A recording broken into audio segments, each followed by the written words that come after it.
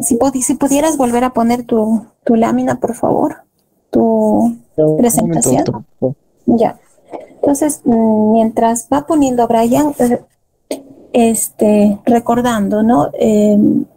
Hemos visto que en el sistema urinario el riñón, ¿no? Aumenta de tamaño. ¿En cuánto, más o menos, cuánto aumenta Erasmo? Doctora, no estoy Ay, sí. pudiendo poner las diapositivas. ¿Ah, sí? ¿Por qué? La vez pasada sí se pudo. Estoy teniendo un problema con la laptop, doctora. Ahorita estoy conectado al celular. Mm, a ver, un momento.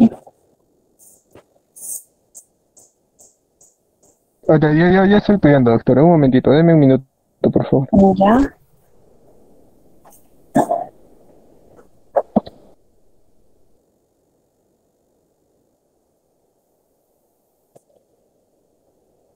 Si no, acá lo ponemos sistema hematopoyético, cardiovascular. ¿No le pasaste todavía tu exposición de sistema respiratorio, sistema urogenital a Doris? Doris, no me pasaste, ¿no? Solo me puso la del sistema hematopoyético, cardiovascular y respiratorio. Bien. Entonces, mientras su compañero va poniendo, recordando, Erasmo, ¿en cuánto aumenta el riñón? Más o menos en ligero aumento, ¿verdad? ¿Cuánto será?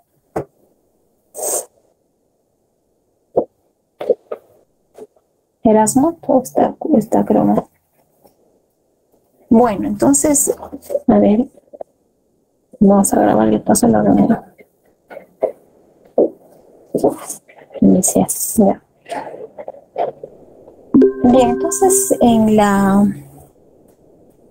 dentro de los cambios fisiológicos que van a suceder a nivel de sistema urogenital, pues va a haber un ligero aumento del riñón, ¿no? Ligero, más o menos medio centímetro, un ligero aumento. Ahí está. Ya a ver si pones el desarrollo los cambios a nivel urogenital.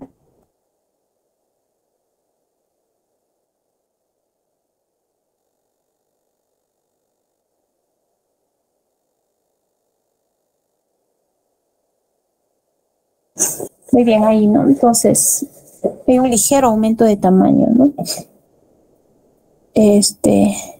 Del riñón. Y lo más importante, pues, que va a haber dentro de las funciones, aquí nos comenta su compañero que había un aumento, ¿no? De la tasa de filtración glomerular y del flujo plasmático renal, ¿verdad? Entonces, ¿por qué es que aumenta el flujo, la tasa de filtración glomerular, Erasmo?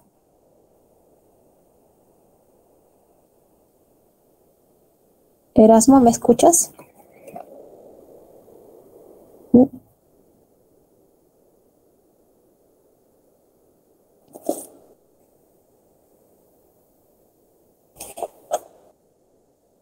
Sí, doctora, sí, la escucho. Doctora, Ya, ¿se me escucha? sí, sí. A ver, recién te escucho, pero te decía, ¿no? O sea, ¿por qué hay un ligero? ¿Qué has puesto ahí? La exposición sería bueno que lo pongas. Sí, doctora.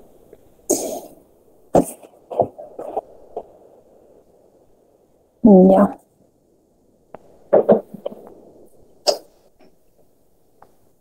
Bueno, entonces les decía, ¿no? ¿Por qué, Erasmo, por qué es que la tasa de filtración glomerular aumenta? Ya, doctora, porque, bueno, va a haber más esto. eh, Va a haber una modificación, doctora, a nivel renal, más que todo, porque va a aumentar la tasa de filtración glomerular, ¿no? Claro, ¿por qué Mm. aumenta la tasa de filtración glomerular? Porque hay un incremento, doctora, a nivel sanguíneo también. ¿Qué aumenta? ¿Por qué se Aumenta el entiende que la volumen. tasa de filtración, exacto, ¿no? Hay un mayor volumen, hay una hipervolemia. Y esto nos va a llevar, como les decía, a una hemodilución, ¿no? La hemodilución. Y con la hemodilución, ¿qué es lo que sucede? O sea, ¿qué hace que esta tasa de filtración glomerular tenga que aumentar? Disminuye, obviamente que va a haber una disminución, entre comillas, ¿no? Que es dilucional, ¿no? Una disminución de la concentración de proteínas. Y por lo tanto, si disminuye las proteínas, ¿qué va a suceder? O sea, si disminuye las proteínas, disminuye la... A ver, ¿quién cree? ¿Qué es lo que sucede? A ver, ¿qué creen? Doris. Si a nivel, ¿qué presión es la que va a disminuir? Si hay una gran hemodilución, va a haber un aumento del volumen. Pero la oncótica, doctora, iba a favorecer al edema. Claro, ¿no? Muy bien, Jules, muy bien, Brian, Doris. Entonces, lo que va a suceder es que va a haber un aumento de la presión oncótica una disminución de la presión oncótica, ¿no? Entonces, con esto, al disminuir la presión oncótica, pues obviamente que la tasa de filtración glomerular va a tener que aumentar, ¿no? Aumenta. ¿Y en cuánto será que aumenta? A ver, ¿alguien? ¿En cuánto aumenta la tasa de filtración glomerular? ¿Hasta cuánto? Es un 50%, creo. Muy bien, Shareli. No aumenta hasta un 50 pero esto lo hace a final del segundo trimestre, ¿no? Ya para el segundo trimestre es que aumenta, ¿no? Va aumentando poco a poco. Esta tasa de filtración glomerular va aumentando poco a poco desde el inicio del embarazo, ¿no? Desde el inicio del embarazo. Y bueno, ya que estamos hablando en el embarazo, en el puerperio, ¿qué va a suceder? Esta tasa de filtración glomerular todavía va a seguir alta, ¿no? Va a seguir alta. ¿Por qué? Porque la presión oncótica todavía, acuérdense que viene hemodilución y esto no va a desaparecer rápido, ¿no? Y esto va a durar más o menos hasta el primer o segundo mes, ¿no? Del puerperio, por esta hipervolemia, ¿no? Puede durar así hasta un mes, no tanto 2 meses, hasta un mes puede llegar a durar esta hipervolemia, y con eso pues va bajando los edemas, ¿no? Al inicio los edemas incluso todavía se nota mucho más los edemas a nivel de miembros inferiores en el puerperio, porque todo ese volumen que ha estado, ¿no?, en todo el cuerpo, es que poco a poco va a ir bajando o va a aumentar la diuresis y a nivel de los miembros inferiores se nota más, ¿no? Porque ya no hay un útero que esté comprimiendo, ya no hay un útero que esté comprimiendo las venas, las arterias, y por lo tanto facilita el retorno venoso, ¿no? Bien. La siguiente lámina, por favor, Erasmo.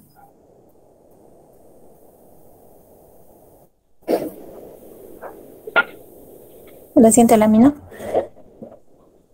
Hay una, no sé si hablaste, bueno, antes de esto, hay una hormona también, ¿no? Sí, se ve. Entonces, va a haber todavía,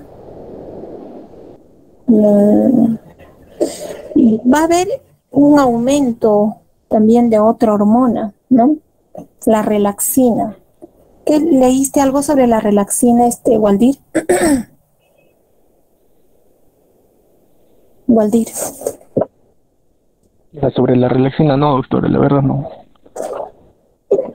Uh-huh. La relaxina también es una hormona que se va a presentar en el embarazo, ¿no? Y va a tener una acción básicamente a nivel en el trabajo de parto, ¿no? Lo que va a hacer es va a producir una relajación, y eso lo vamos a ver cuando hagamos trabajo de parto. Va a producir una relajación a nivel de la sínfisis púbica, ¿no? Que va a permitir que por acción mecánica obviamente se tenga que abrir más la pelvis. Y a nivel renal, ¿qué es lo que va a hacer? Va a favorecer una mayor síntesis de la endotelina y del óxido nítrico. Y estos dos, ¿no?, van a favorecer la vasodilatación renal, favoreciendo de este modo también, con esto favoreciendo también que la tasa de filtración glomerular también aumente, ¿no? Y como va a haber una vasodilatación renal, obviamente con esto la resistencia de las arteriolas aferentes y eferentes, por lo tanto, va a disminuir, ¿no? Por lo tanto, con esto va a aumentar mucho más aún todavía, va a favorecer, ¿no?, el aumento del flujo sanguíneo renal y por lo tanto la tasa de filtración glomerular. Bien. A su vez, acá nos ha hablado mucho de la función renal. Va a haber, lo que va a suceder también es que va a haber más pérdida, ¿no?, de aminoácidos, va a haber una mayor pérdida de vitaminas hidrosolubles. Erasmo, ¿y la creatinina qué pasa con la creatinina y con la depuración? La creatinina va a disminuir, doctora. Muy bien, disminuye, ¿no? Ligeramente disminuye. O sea, disminuye hasta 0.7, 0.5. Y por lo tanto, cuando vamos a decir que ya es patológica en una gestante, no va a ser igual que en una mujer no gestante, ¿no? Una mujer diremos que es patológico, que hay una probable enfermedad renal, ¿no?, con valores mayores a 0.9, que es muy diferente en una mujer no gestante. Ahora, ¿qué pasa con la depuración de creatinina, Erasmo? No sé si tienes alguna lámina de esto.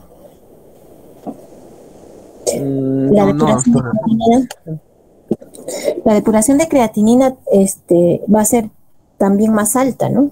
Va a ser más alta. ¿Qué más? Y lo que va a suceder con todo esto, ¿no?, va a ser que va a haber un edema postural, obviamente por la presión, ¿no? Va a haber un edema postural en el día y en la noche va a haber una nicturia. ¿Por qué crees, Erasmo? Va a haber una nicturia. Y en el día hay un edema postural, ¿no? Entonces, por eso es que orinan de poco en poco, no es una polaquiuria. Pero en la noche hay una mayor diuresis, ¿no? Por eso es que hay nicturia. ¿Y por qué creen? ¿Por qué creen que va a suceder eso?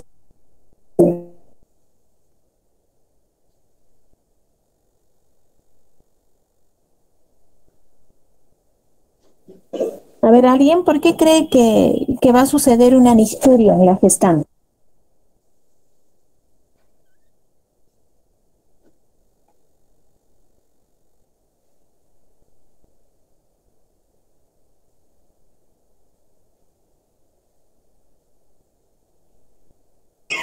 A ver, ¿alguien?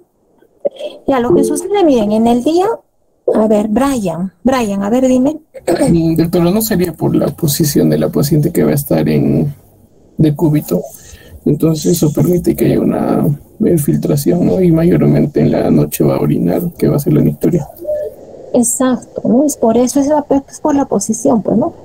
Como les digo muy bien, Brian, o sea, lo que sucede, como les decía, ¿no?, va a haber en el día, va a haber un edema postural y en la noche va a haber una mayor diuresis, incluso nicturia, ¿no? Hay una nicturia porque en la noche, como dice su compañero, por la posición, ¿no?, va a estar acostada y esto obviamente va a permitir una mayor movilización de líquido y por eso es que la paciente está que orina toda la noche, ¿no?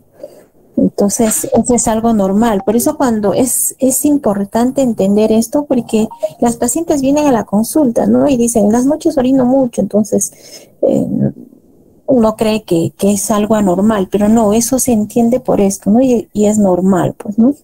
Es normal. ¿Qué más?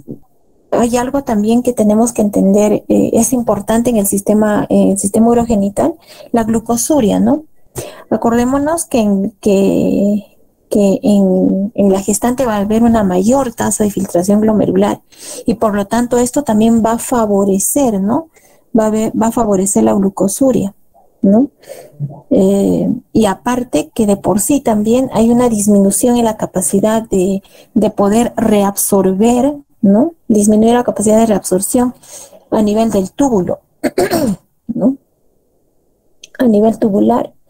Y por lo tanto, va a haber una glucosuria, ¿no? En la gestante normalmente hay, pero de todos modos, si encontramos una glucosuria, pues, a grandes concentraciones, de todos modos hay que hay que descartar que no haya una diabetes mellitus, ¿no? Una diabetes gestacional puede suceder, ¿no? Entonces, pero si es que no encontramos diabetes gestacional, no asustar a la gestante, ¿no? Porque lo más probable es que sea por este mecanismo que le estoy diciendo, ¿no? O sea, va a haber una glucosuria por el aumento de la tasa de filtración glomerular y porque disminuye la capacidad de reabsorción a nivel tubular, ¿no? ¿Qué más podemos encontrar? Creer que es algo patológico, la hematuria, ¿no? En las gestantes es frecuente encontrar hematuria y eso no significa necesariamente que sea algo patológico, ¿no? Porque en la gestante lo que sucede es más si estamos en un trabajo de parto, obviamente que el cervix va a tener que sangrar sangre al momento de dilatar, un pequeño sangrado, ¿no? Y esto obviamente por contaminación va a aparecer puede haber una microhematuria porque hay sangrados muy leves, ¿no? Que puede producir una microhematuria. Entonces no necesariamente significa algo patológico, no hay que descartar que no sea una contaminación. ¿Qué más podemos encontrar en la orina? Proteinuria, ¿no? ¿Cuál es el valor o lo normal en una mujer no gestante o en cualquier persona que no sea gestante, varón o mujer? La proteinuria, ¿cuándo decimos que es una proteinuria patológica? A ver, Sharely Solange. ¿Cuándo la proteinuria es patológica?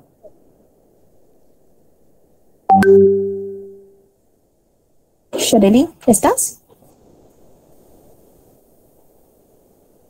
Sí, doctora. A ver, Sharely. ¿Con cuánto es patológico la proteinuria? ¿Cuándo es mayor a 150?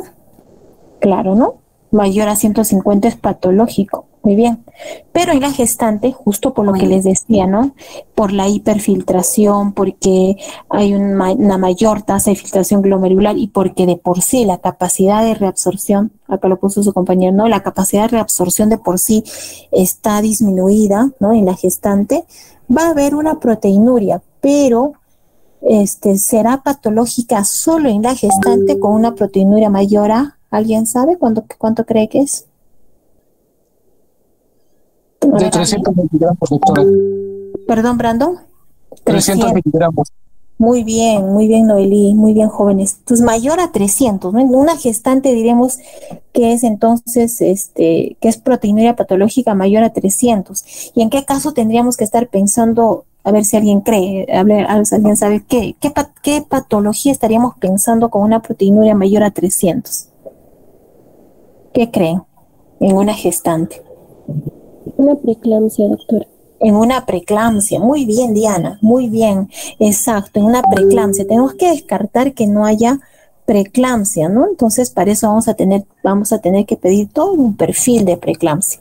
Entonces, acordarnos que la proteinuria mayor a 300 en una gestante será patológico. Bien. Ahora, hay tres formas que nosotros podamos tomar la muestra de proteinuria, ¿no? Una es mediante el dipstick, la proteinuria cualitativa por tira reactiva en el dipstick. La otra es mediante recolectar la orina, ¿no? Es para una proteinuria en 24 horas. Y la otra manera es de hacer el dosaje de la relación albúmina-creatinina, ¿no?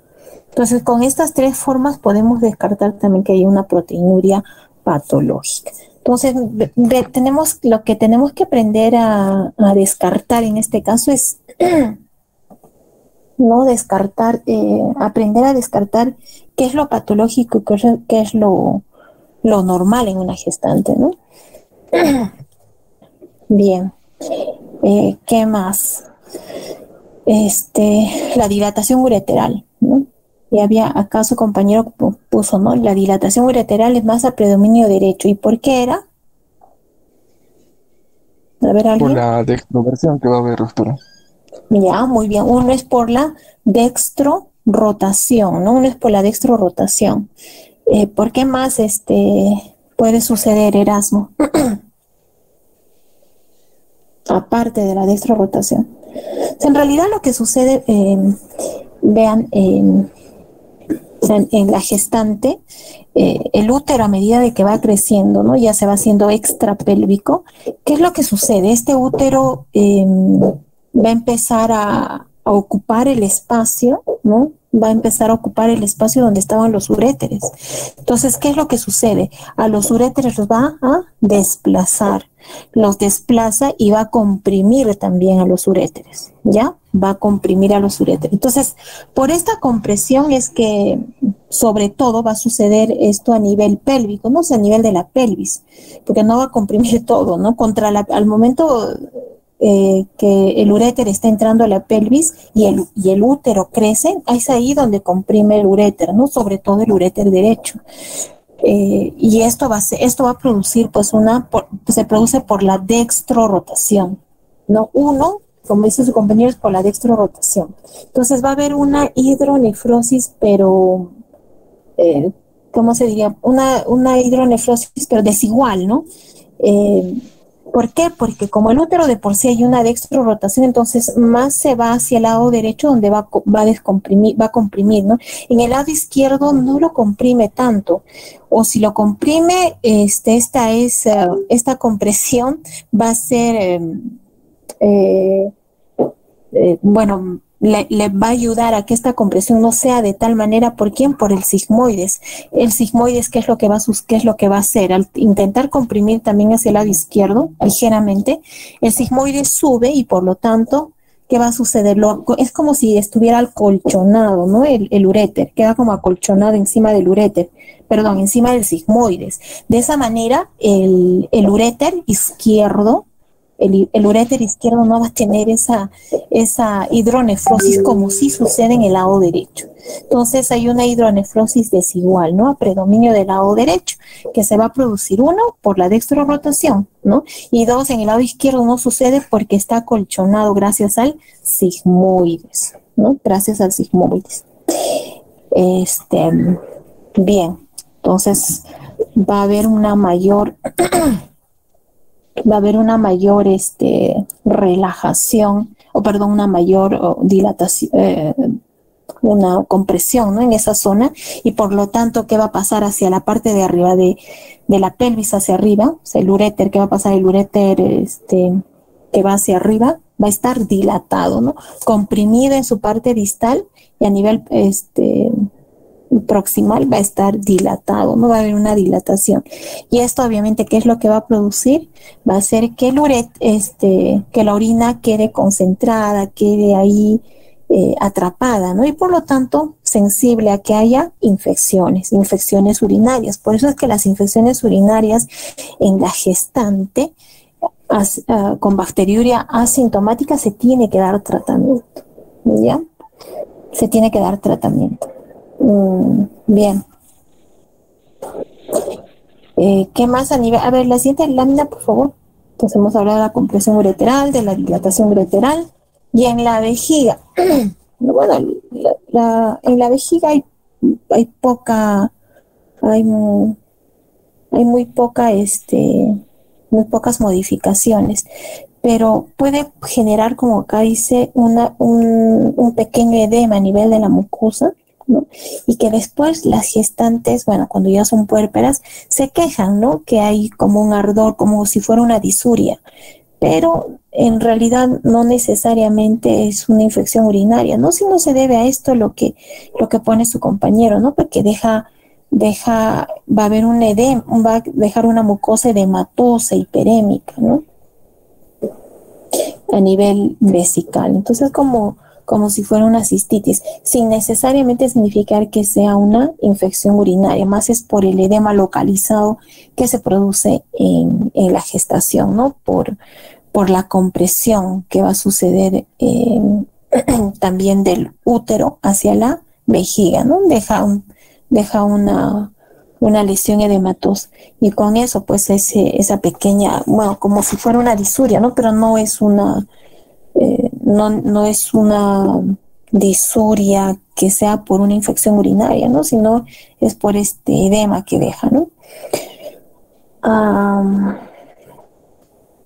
Bien. Entonces, vean las modificaciones, ¿no?, que va a suceder a nivel a nivel urinario. Entonces prácticamente más es una dilatación ureteral proximal, como les decía, por vía mecánica, pero también hay un efecto también hormonal, ¿no? Debido a quién, a la progesterona. La progesterona es la que va a producir también una dilatación, como veíamos en la anterior clase. La progesterona pues actúa a nivel de todos los músculos lisos, ¿no? Entre ellos también pues los uréteres, ¿no? Por lo tanto va a producir también una dilatación hormonal, ¿no? No solamente mecánica. Claro que la mecánica tiene mucho que ver acá, pero también va a haber una dilatación hormonal, ¿no?, por la progesterona. Muy bien, gracias Erasmo, gracias por tus Ya, doctor, gracias a usted. Bien, ¿a quién le tocaba, por favor, a nivel digestivo? Kelly Vaca, doctora, ahorita presento. Muy bien, por favor, Kelly. Entonces ya hemos visto, ¿no?, los cambios que van a suceder a nivel cardiovascular. A ver, recordando, Michelle, ¿qué cambios, mientras voy a poner tu compañía, qué cambios vamos a tener a nivel cardiovascular, principalmente, rapidísimo? Doctora, buenas tardes. Buenas tardes. Bueno, básicamente lo que indicó es un aumento de lo que es el volumen vascular, ¿no? Esto se va a ver entre las 28 y las 32 semanas. Y bueno, eso básicamente sería el principal. ¿En qué más? Que no solo aumenta el volumen vascular, ¿no? Por lo tanto, si aumenta el volumen vascular, ¿qué sucede luego con la presión? Bueno, otra cosa que mencionó también usted, doctora, que resaltó fue los edemas, ¿no?, que van a presentar en los miembros inferiores, las gestantes. Y básicamente esto también mencionó que era algo que asustaba, ¿no?, a las gestantes, pero es algo que se podría considerar fisiológico en cuanto al proceso de gestación, ¿no? Esto va a ser debido a lo que es la compresión de lo que es la vena cava, y esto va a hacer que el retorno va a ser un poco más difícil, ¿no? Pero también mencionó que hay que tener bastante cuidado si es que encontramos edema en lo que son miembros superiores, quizá rostro, edema palpebral, ya que eso no está considerado como normal, ¿no? En cuanto a la presión arterial, también mencionó que el primer y segundo trimestre iba a estar disminuido, ya que iba a haber vasodilatación, ¿no? Esto por acción de lo que es la progesterona, y iba a producir también a causa de esto, una relajación, ¿no?, en todo lo que es el músculo liso. Eso, doctorita. ¿Y el eje cardíaco? En cuanto al eje cardíaco, también mencionó que iba a estar desviado hacia la izquierda. ¿Qué más? ¿Alguien más? Bueno, las otras cositas que mencionó también es que iba a haber un soplo sistólico funcional, tener cuidado que no iba a haber uno diastólico. También iba a haber un aumento de lo que es la frecuencia cardíaca. En cuanto a la resistencia vascular periférica, también iba a estar disminuida, esto por un efecto hormonal de lo que es la progesterona a nivel de lo que es la vasodilatación. Y el volumen minuto también iba a aumentar, ¿no? Se iba a mantener alto hasta más o menos 4 o 5 litros antes de la gestación. Y lo que se consideraba normal, ¿no? Y hasta 6 litros por minuto en lo que es las gestantes. Muy bien, Michelle. Bien, Kelly, puedes continuar.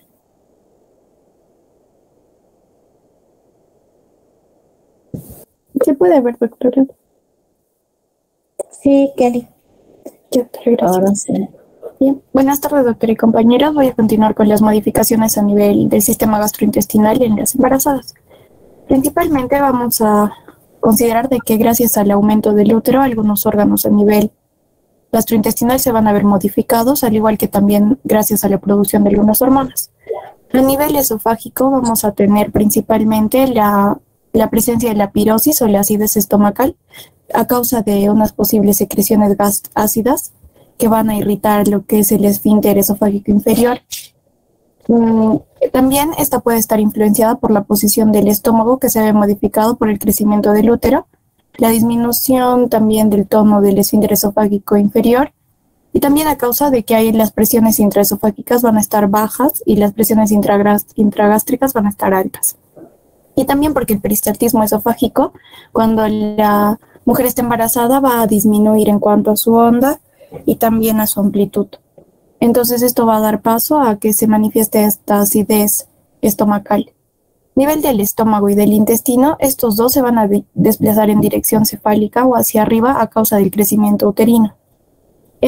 Por ejemplo, el estómago pueda que se vea modificado evidentemente y cause, ¿no?, lo que es también la pirosis. A nivel hepático, en el hígado, vamos a ver de que no se va a modificar en cuanto a su tamaño, pero sí va a aumentar el flujo sanguíneo venoso, portal y el arterial hepático. Además, a nivel de concentraciones séricas, se va a duplicar la cantidad de fosfatasa alcalina total y va a disminuir la cantidad de albúmina sérica y de la albúmina corporal total, mientras que va a aumentar la leucina aminopeptidasa. Esta última es importante porque esta suele aumentar cuando hay una enfermedad hepática. En una persona normal, más esta se ve evidentemente alta también en el embarazo. Además, la aminopeptidasa va a estar relacionada a una probable o a una futura producción de la diabetes insípida transitoria. Y bueno, algunos de otras concentraciones no las menciono porque se alteran de forma ligera, ¿no?, como es el aspartato transaminasa o la alanina transaminasa.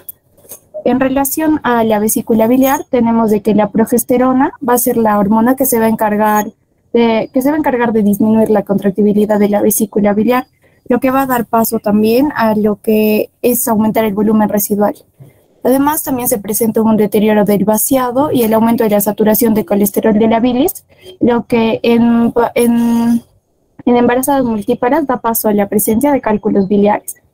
Y la retención de sales biliares, que no está bien, esta puede causar prurito en la embarazada y también lo que es la colestasis intrahepática, pero no está bien definida, por lo que es algo que se está estudiando, ¿no?, para definirla adecuadamente en relación a las concentraciones séricas de ácidos biliares. Y finalmente, a nivel rectal vamos a tener y es algo muy común, que se producen hemorroides. Estas principalmente a causa del estreñimiento y de la elevación de las venas rectales por debajo del útero. Eso sería todo, doctora. Gracias. Y a ver, Alejandra, tu primera lámina. Hola. Ya. Bien, ¿y qué pasa a nivel de la boca? De las encías.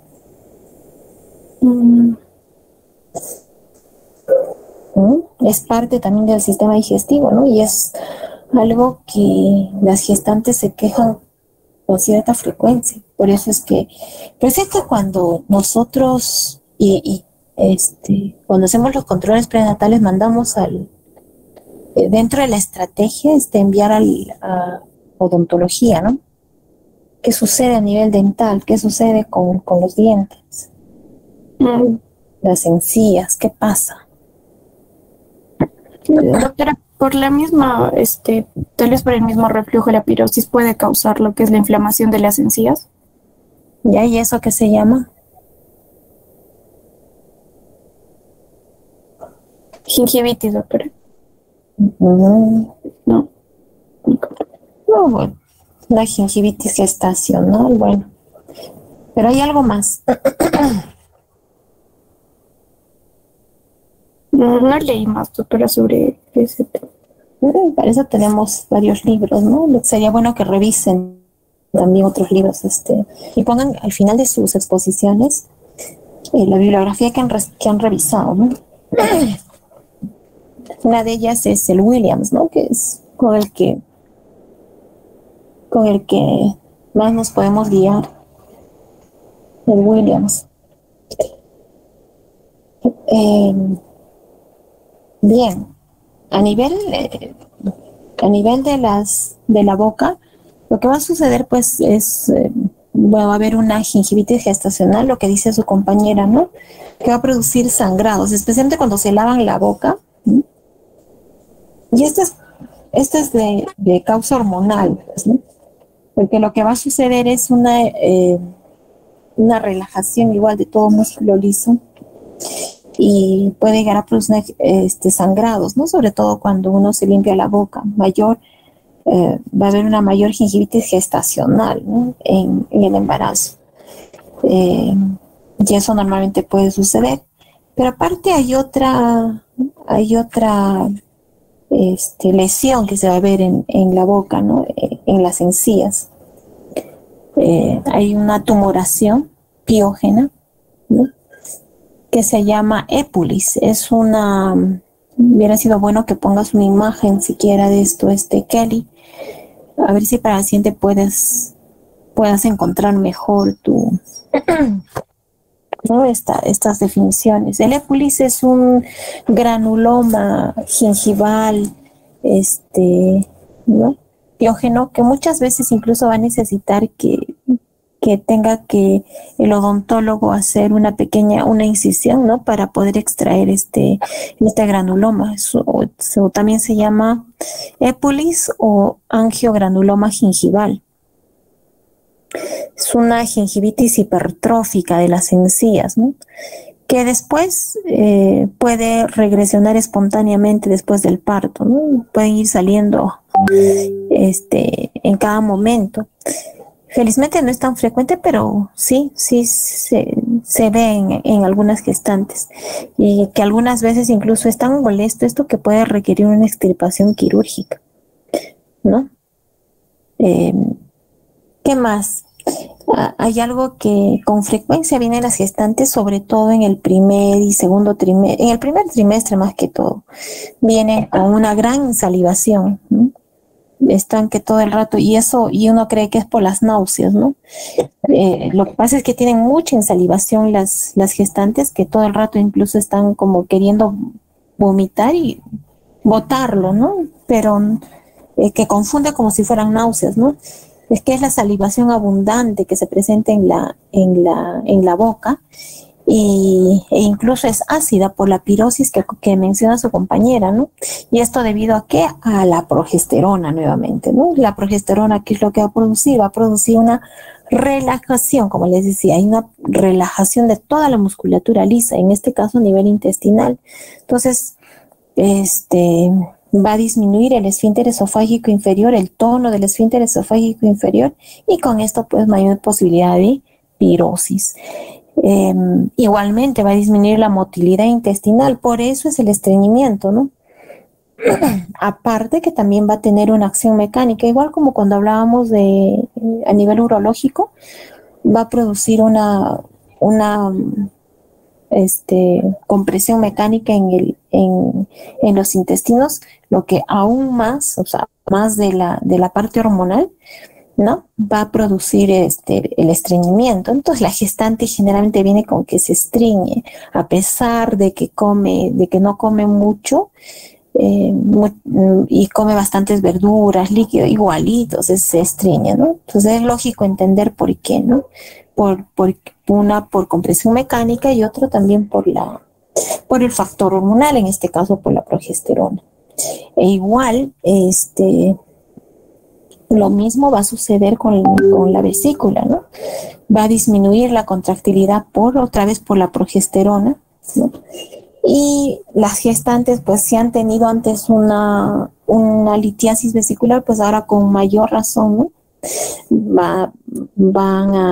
Van a sufrir de cálculos biliares, ¿no? Van a sufrir de cálculos biliares.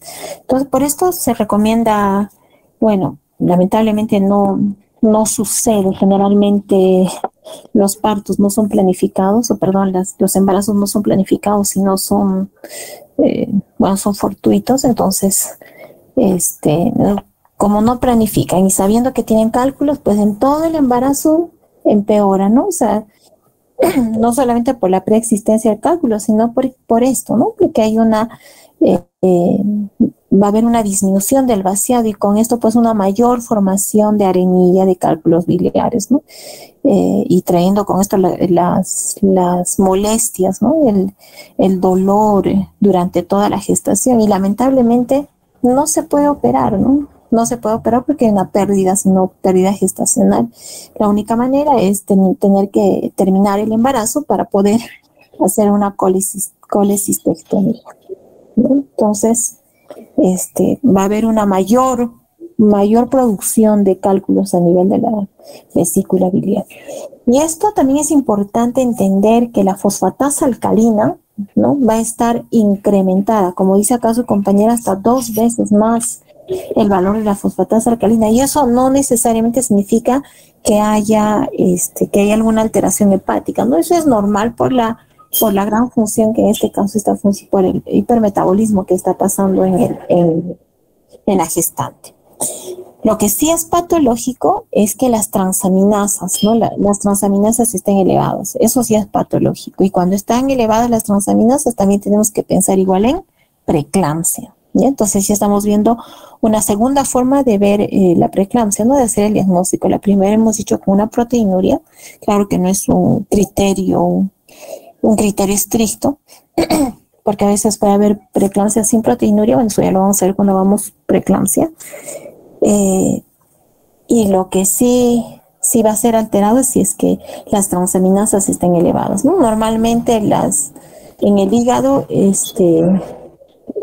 las transaminasas están normales, ¿no? O ligeramente elevadas, pero en preeclampsia más del doble del valor de las transaminasas ya lo consideramos como parte, ¿no? de la preeclampsia. Bien.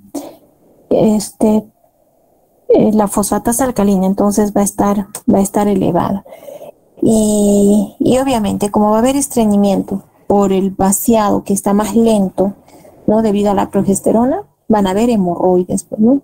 Hemorroides que se van a incrementar más en el trabajo de parto y en el parto de porcino, ¿no? Durante todo el embarazo, porque es igual va a suceder con los prolapsos, ¿no? Entonces, cuando vean al siguiente año en ginecología, el prolapso es ¿por qué? Porque dicen por el parto. No es por el parto, ¿no? Recordemos que son 9 meses que el bebito que la gestante está cargando pues un peso, y esto obviamente pues va a tener que distender los músculos, todo el piso pélvico, ¿no? Y favoreciendo de esta manera el prolapso. Entonces, igual hay gestantes que han tenido cesáreas, pura cesárea, pero igual tienen prolapso, ¿no? Sin haber pasado el trabajo de parto, ¿no? Entonces, es por el peso. Igual sucede con las hemorroides, ¿no? Igual sucede con las hemorroides. Por el peso es que se va a incrementar, si es que han tenido antes, con mayor razón, ¿no? Se va a incrementar las hemorroides. Y acá hablaba su compañera de las sales biliares, ¿no? Y una retención de sales biliares, ¿no?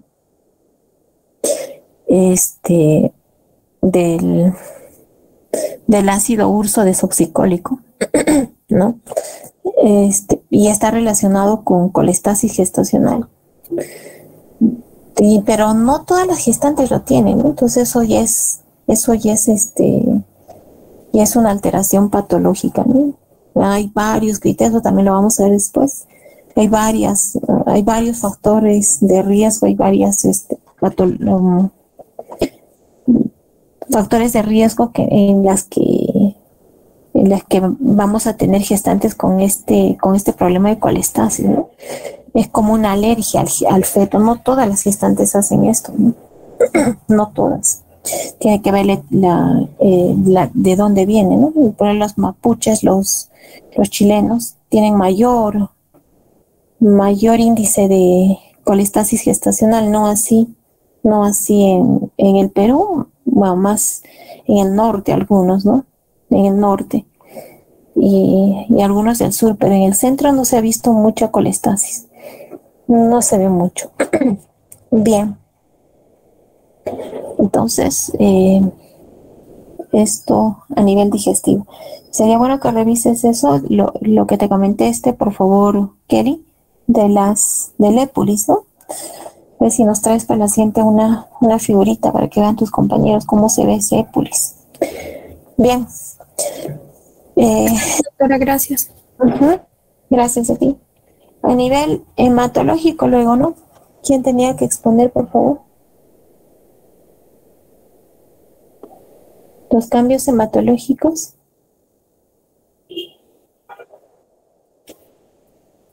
Eso lo expuso Valia. ¿Allá? Ah, sí, ¿no? Bien, ¿quién falta? Doctora, ya estaríamos completos. Ya pusieron todos. Ah, ya, está bien. Bien, entonces, como hemos visto, son varios los cambios fisiológicos que vamos a tener a nivel sistémico, ¿no? Pero también hay otro cambio, ¿no? A nivel de la piel. A ver, ¿qué cambios creen que haya a nivel de la piel? ¿No he dado a nadie piel? A ver, de dermatología. ¿Qué cambios creen que vamos a tener al nivel de la piel en la gestante? La aparición de estrías, doctora, en el vientre de la gestante por la distensión abdominal. Muy bien, ¿no? Unas son las estrías o llamada también línea Bruna. Muy bien, gracias, Alejandro. Exacto, ¿no? Son las estrías que vamos a tener a nivel del abdomen, ¿no? Por la distensión del útero, ¿no? Y obviamente va a producir estas lesiones, pero no todas las gestantes van a tener este problema. También tiene que ver mucho el tipo de piel, ¿no? El tipo de piel en las gestantes. No todas van a hacer esto.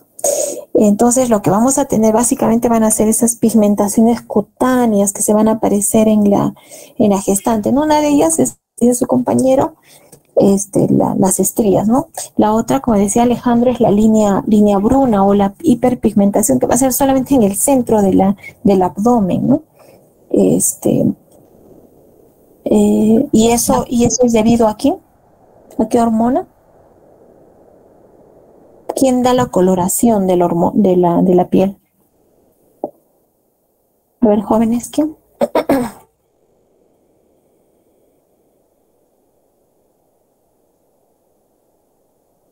¿Qué hormona es la que pigmenta? Gracias a quién tenemos la pigmentación normal en nuestra piel. Es la melanina, doctora. Muy bien, claro, Brian. Gracias, Brian. Exacto, la melanina, ¿no? Entonces, gracias a la hormona estimulante de los melanocitos, ¿no? Que va a producir esta pigmentación, ¿no? Que se va a presentar desde más o menos el segundo mes, a partir del segundo mes, ¿no? Del embarazo, ¿no? Recién a partir del segundo mes empieza a aparecer con mayor intensidad esta pigmentación cutánea, ¿no? En la cara, el cloasma, ¿no? El cloasma gravídico. El cloasma gravídico que se va a estar presente a nivel de la frente, en las mejillas, el labio superior, ¿no? Y en la nariz. Y a nivel de las mamas, en las mamas donde se va a pigmentar intensamente, a nivel de las areolas mamarias.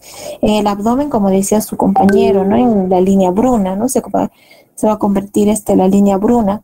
A nivel de los genitales externos, igual también, ¿no? Los labios, la vulva, el ano tienen una hiperpigmentación mucho más intensa, ¿no? Ahora, y esto pues debido a la hormona estimulante de los melanocitos. Y aparte, no solamente esta hormona es la que va a estar presente, ¿no? En esta hiperpigmentación, sino también la misma progesterona, ¿no? Que la hormona del embarazo también va a tener un efecto de tal modo que va a estimular a los melanocitos para esta pigmentación. Las estrías gravídicas, como decía su compañero, ¿no? A nivel del abdomen, no solamente en el abdomen, sino también en las caderas, ¿no? Y en las mamas también incluso se llegan a producir esta pigmentación. A nivel del abdomen, aparte, también vamos a tener las arañas vasculares, ¿no?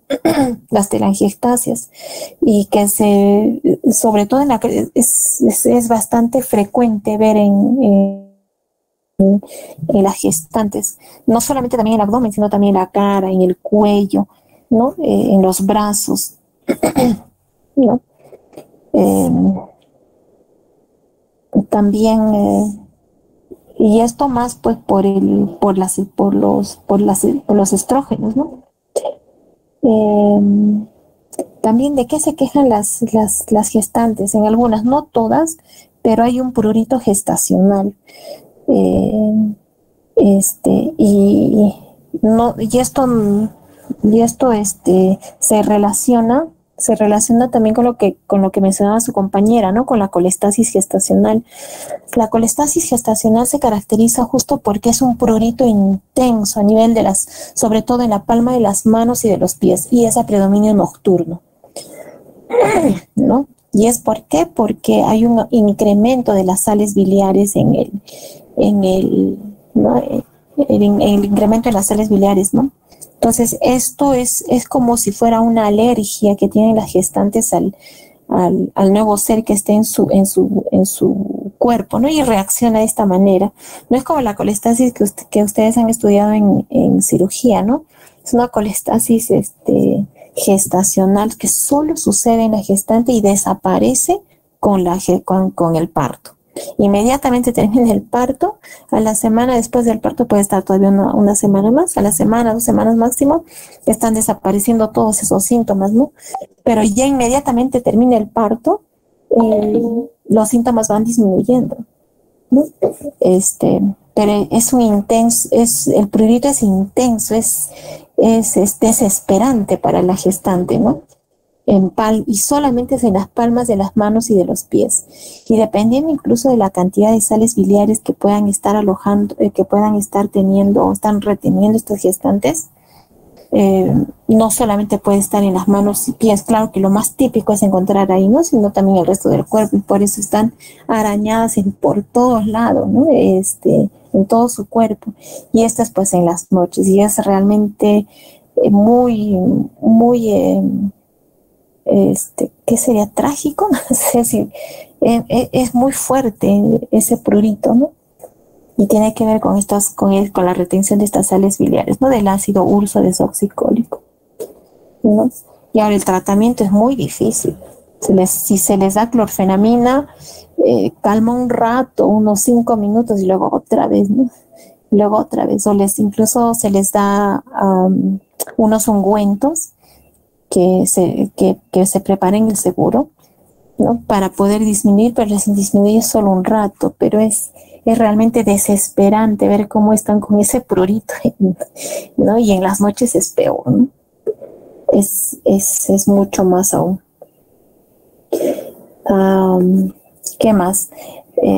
Obviamente las gestantes también van a acumular más grasa, ¿no? Y por el mismo edema, ¿no?, que va a haber en la piel, se pone más tensa, más brillante la piel, ¿no? Es la piel de la gestante, por eso es mucho más, justo por esa, se ve más delicada, más fina, y por el edema, ¿no?, más brillante. A eso le llaman la belleza gravídica. ¿No? Algunas gestantes incluso pueden presentar también caída del pelo, sobre todo a nivel de la zona, a nivel de la frente, ¿no? Sobre todo en esa zona.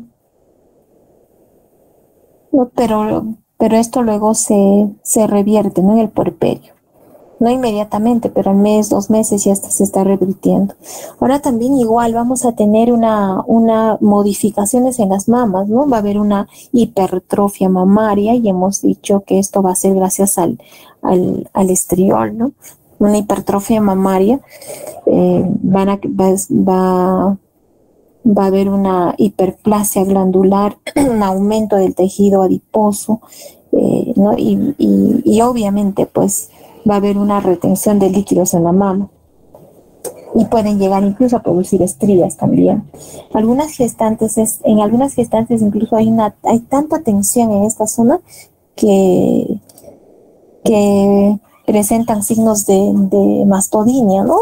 Las mismas gestantes al inicio, incluso desde el inicio de la gestación, ni bien está saliendo la HCG, ¿no? La beta-HCG y la progesterona, sienten una tensión en las mamas, ¿no? Como que les pica, se torna más sensible la mama. Obviamente también los pezones van a crecer, se van a tornar más hiperpigmentados, ¿no? Y hay una alrededor, hay una circulación venosa que se ve un tanto azul, a eso se le llama la red de Haller.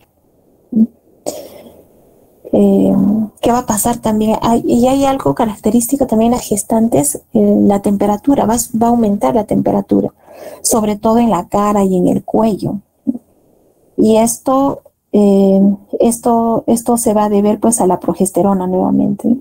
Por la progesterona. Hay una hipertermia que va a producir una elevación de la temperatura, ¿no? De 0.5 grados centígrados más o menos, ¿no?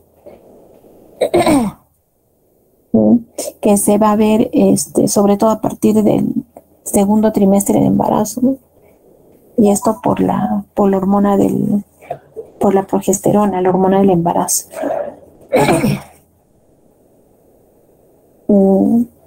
Y bueno, ya habíamos hablado de qué es lo que sucede con el edema sobre todo de los miembros inferiores. No es un edema que va a ser a nivel del área, hasta un edema que llega solamente hasta los tobillos, ¿no? Pero si llega más allá, como les decía en la anterior clase, pues eso ya es patológico, ¿no? En los muslos ya es patológico. Entonces ahí, si es que es un edema de esa manera, también tenemos que estar pensando en la preeclampsia, ¿no? En la preeclampsia. Entonces vean cómo estas modificaciones a nivel del sistema nervioso, a nivel general, van a producirse estos cambios fisiológicos sin necesariamente significar una patología, ¿no? Una patología en la gestante, y eso es normal, tenemos que entenderlo. Como decía ayer, sobre todo a nivel cardiovascular, ¿no? ¿Qué va a suceder? Va a haber un aumento de la frecuencia cardíaca, ¿no? Y eso no necesariamente significa también que esté habiendo algún problema cardíaco, ¿no? La desviación del eje a la izquierda, el soplo sistólico funcional, pero si es un soplo diastólico, eso ya es patológico, ¿no? Eso ya no es normal. Y que la presión arterial disminuya, ¿no? Sobre todo en el primer y segundo trimestre. Y como ya vamos a ver, eso se debe al efecto de la placenta. Una vez que el sincito trofoblasto comienza a ingresar, ¿no? Ingresa hacia la decidua y después a los vasos uterinos. Entonces va a generar todo un cambio fisiológico que no solamente se va a reflejar a nivel local, ¿no? Sino a nivel sistémico. Entonces vamos a tener una gran vasodilatación, aumento de volumen, generándonos pues el edema, que es la principal causa de consulta de las gestantes, sobre todo las primerizas, porque las multis ya conocen cómo es, ¿no? Entonces las primigestas vienen a emergencia porque se han hinchado los pies, porque tienen incluso vienen porque tienen una ligera cefalea. Ahora la cefalea también se entiende, ¿por qué? Por la progesterona igual, ¿no? Va a producir una vasodilatación y esto va a generar también una cefalea que puede durar, incluso puede ser a veces durante todo el embarazo, pero es una cefalea ligera. Tenemos que descartar cuando veamos preeclampsia, es muy diferente a la cefalea intensa que refiere la gestante en el segundo trimestre. Entonces ahí sí tenemos que descartar que no sea preeclampsia, ¿no? Que no sea preeclampsia. Entonces junto con la hipertensión y los exámenes que se tienen que pedir, ¿no? Entonces vamos a descartar que no sea una preeclampsia. Entonces con esto tenemos que aprender a diferenciar lo normal, ¿no? O sea, la cefalea, por ejemplo, se presenta desde el inicio del embarazo, pero es una leve cefalea, no es una cefalea tan deprimente como si sucede en la preeclampsia, ¿no? Pero igual tenemos que tomar también, tenemos que evidenciar, ¿no? Que no hay algún otro problema. Si es que esa cefalea se acompaña de hipertensión, entonces ya es otra cosa, eso sí es patológico. Pero una cefalea sin hipertensión, entonces lo más probable que sea por la progesterona, sobre todo si se presenta desde el inicio, ¿no? Desde el primer trimestre del embarazo. Bien. Muy bien, jóvenes. Si hay alguna pregunta, ¿está ahí?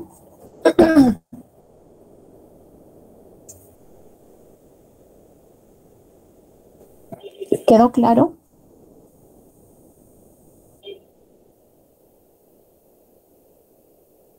¿Alguien que quiera comentar algo más?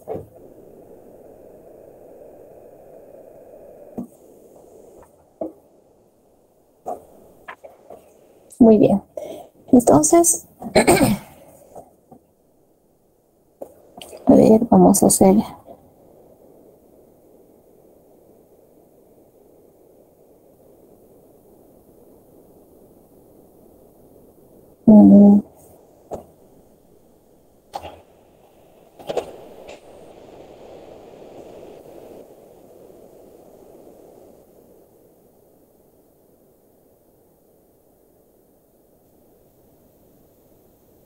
Bien. Si no hay una pregunta, entonces vamos a ver.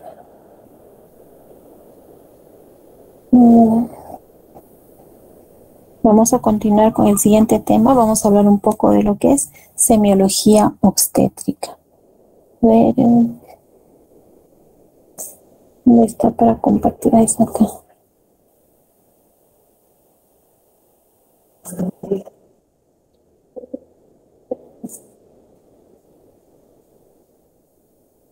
Bien, ¿se ve mi pantalla, por favor? Ahora sí se ve. Gracias. Bien, entonces vamos a ver lo que es un poco de semiología obstétrica. Entonces, para que hablemos de semiología obstétrica, tenemos que entender bien estos pasos antes de entrar al tema, ¿no? Cómo es el control prenatal, cómo es la historia clínica obstétrica y cómo se tiene que hacer esa evaluación gestacional, ¿no? Y con todo esto, la semiología obstétrica. Bien, entonces para el control prenatal, lo importante, jóvenes, lo importante es hacer una buena historia clínica, ¿no? Para esto, la idea era disminuir la mortalidad materna. ¿Qué es lo que ha sucedido hasta hace unos cuantos años? Hasta hace 10 años, ¿no? La mortalidad materna en Latinoamérica pues era muy alta, y sobre todo en nuestro país.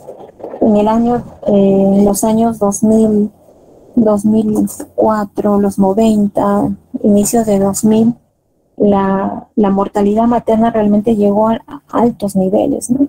Entonces el objetivo fue disminuir la mortalidad materna.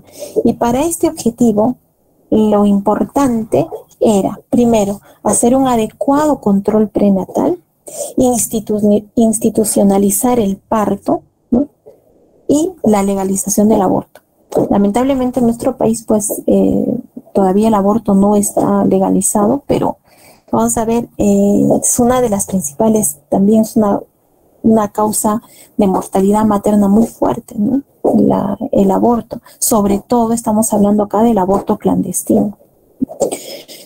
Entonces, con un adecuado control prenatal y un parto institucional por lo menos, se ha disminuido bastante la mortalidad materna. Entonces, la idea es hacer un adecuado control prenatal. Y para ello tenemos estas características: que el control prenatal sea precoz. ¿Qué significa? Que ese control sea desde el primer trimestre del embarazo, que se capte lo más pronto posible la gestante. Que sea periódico, o sea, ¿qué significa esto?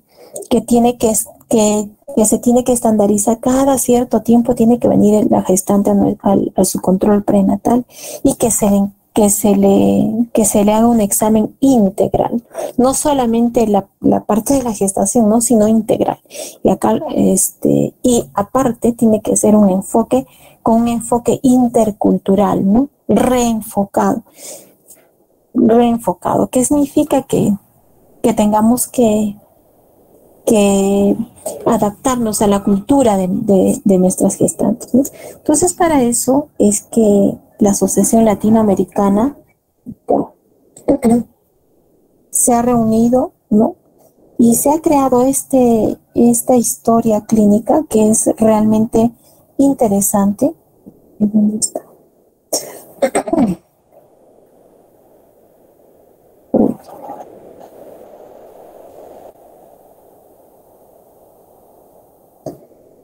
Entonces vamos a ver acá cómo es que no me acepta.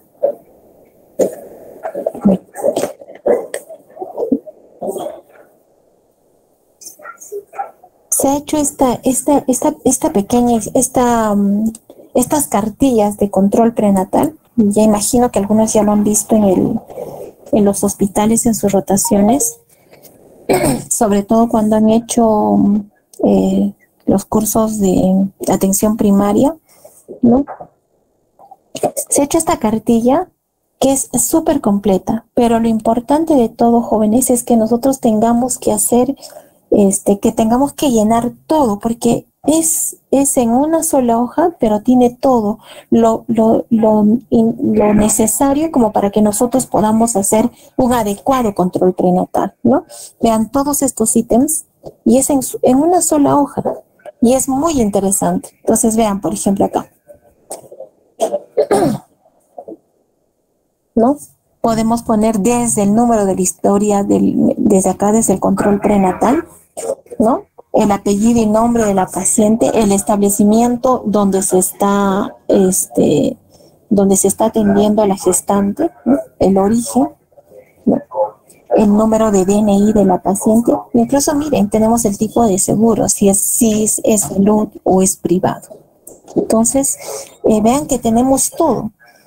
Empezando con la anamnesis, dirección, dónde vive, en qué localidad, en qué sector, cómo podemos a la paciente, a la gestante, cómo podemos localizarla, ¿no? Para eso se hace esta historia clínica, de modo que esta cartilla se le entrega a la gestante y en cualquier parte uno ve y está todo, si está todo completo, ya sabemos todos sus factores de riesgo, la podemos ubicar, ¿no? Y aparte se tiene que tener una copia de esto en la historia clínica, ¿no? Miren, tenemos su teléfono, la historia clínica, tenemos todo. Ocupación, importante llenar la ocupación, la edad. Entonces, y vean, si ustedes se han dado cuenta, tenemos unos cuadritos, unos que son de amarillo, blanco y rojo, ¿no?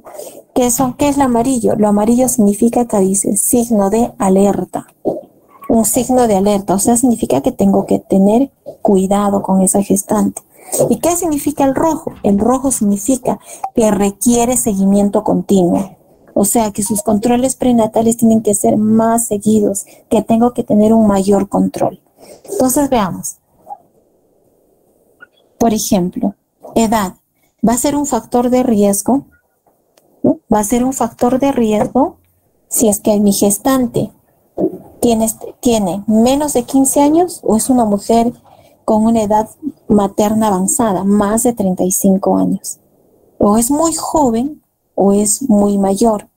Ahí están ambos los rangos extremos, ¿no? Más de 15 años, o digo, menos de 15 años o más de 35 años. Estudios. Será un factor de riesgo que tengo que tener alerta, ¿no? Que tengo que estar en alerta, o sea, no hacer un seguimiento continuo, pero sí alerta. Tengo que estar detrás de esta paciente cuando es analfabeta, ¿no? Cuando es analfabeta, eso es un factor de riesgo, pero que no requiere un seguimiento continuo, pero sí que yo esté alerta, ¿no?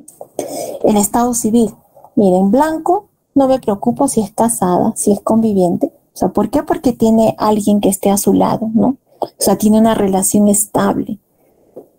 Pero será muy diferente si es madre soltera, ¿no? O es viuda, o tiene algún otro problema, ¿no?